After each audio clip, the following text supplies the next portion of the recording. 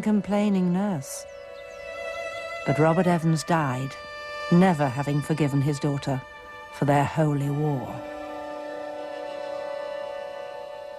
When my father died, it was as if a part of my moral nature were about to pass away. What was I to be without him? I had a horrid vision of myself becoming sensual and devilish for want of his strong, restraining influence. The one deep, strong love I had ever known had found its fullest reward.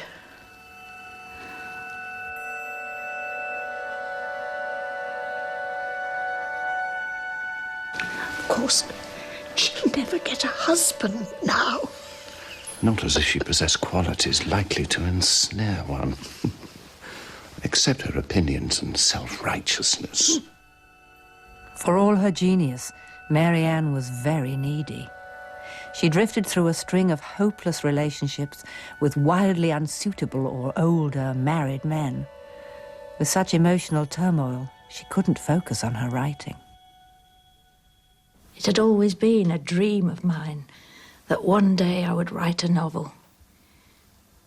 But as the years went on, I began to lose hope. I'd constantly felt such a need for one person who would be everything to me, and to whom I would be everything. And always there was the difficulty of human relations, the problem of pleasing others while satisfying oneself, the sheer problem of how to live. In 1849, Mary Ann moved to Geneva to fill the emotional and intellectual void in her life. She wrote to her friends, the Brays. Of Monsieur d'Albert, I can say that the face is plain with small features and rather haggard-looking. You must know he's not more than 4 feet high with a deformed spine, but on his little body is placed a finely formed head.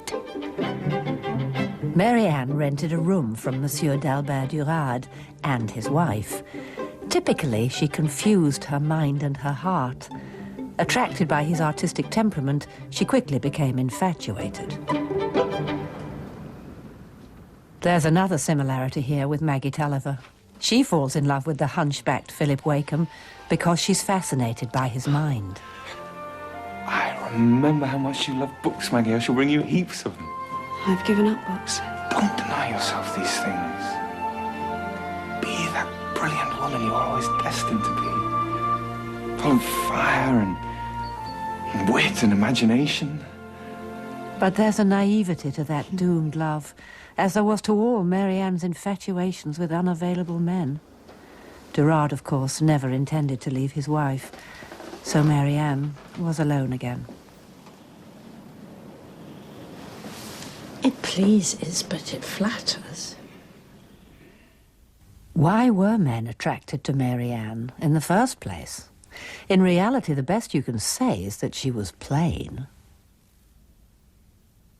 Here's how the American novelist Henry James tried to describe her appeal. Behold me, literally in love with this great horse-faced blue-stocking. I don't know in what the charm lies, but it is thoroughly potent. But in this vast ugliness resides a most powerful beauty. Mary Ann, famous for her plainness, was fascinated by the power of female beauty. In her final novel, Daniel Deronda, people puzzle over the beauty of the intriguing Gwendolen Harleth. By God, she's a beautiful girl.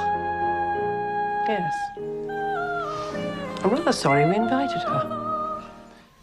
Rex. Not the real Rex. And why shouldn't she be? Cousins Rex never works. Besides, she needs to capture a fortune.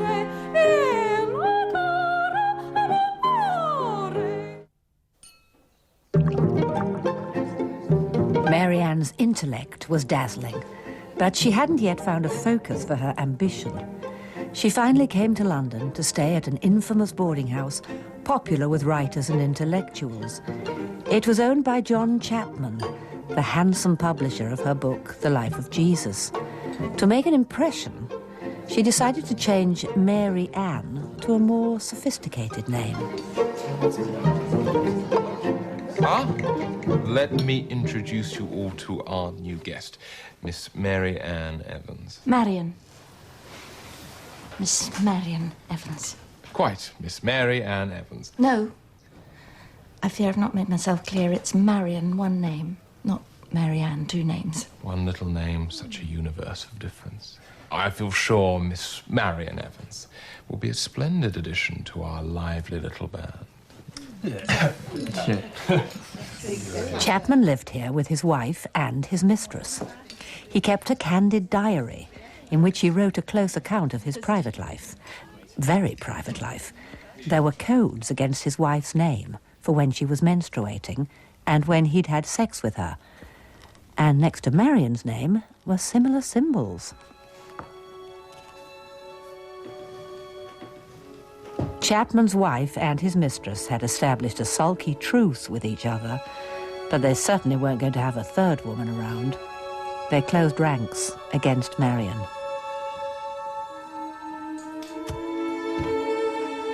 In a flurry of tears and tantrums, she returned to Warwickshire. Meanwhile, John Chapman bought the fading but internationally respected journal, the Westminster Review. He wanted to return it to its former glory, but he needed a first-class mind to help him. Without further ado, he set off for Warwickshire. Chapman needed an editor, not a lover, especially one he was not particularly attracted to.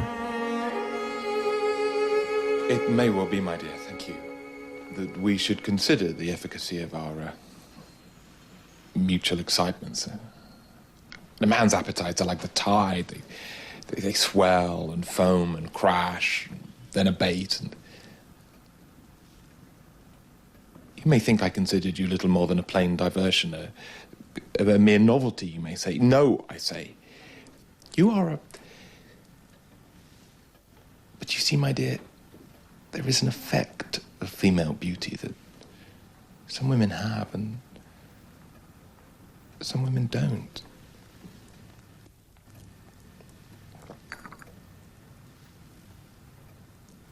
It is too cruel to think that only the body, the face, and witchery can spark mutual admiration and love.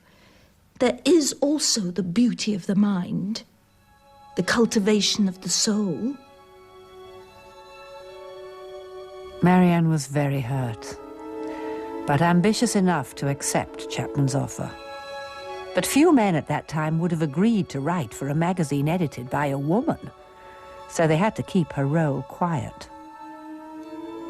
The magazine flourished, editing serious works on the arts, science, theology, and morality also gave her a chance to refine her own ideas. Later, she wrote about them in her free-thinking magazine articles about love and marriage. Let the whole field of reality be laid open to women as well as to man. Then we shall have that marriage of minds which alone can blend all the hues of thought and feeling into one lovely rainbow of promise.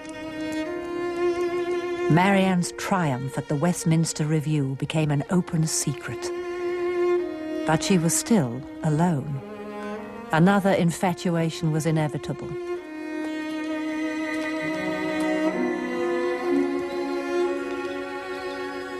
Herbert Spencer was a groundbreaking writer and biologist.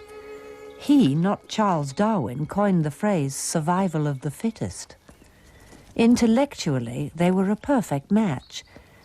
But Spencer wanted more from a woman than just a good brain.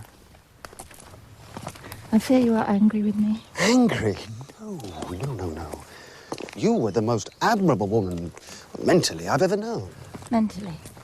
You see, physical beauty is essential to me. Tragically, I once had to reject a delightful woman because I did not quite like the shape of her head. Heads are crucial to the stimulation of sustained desire. What was wrong with her head?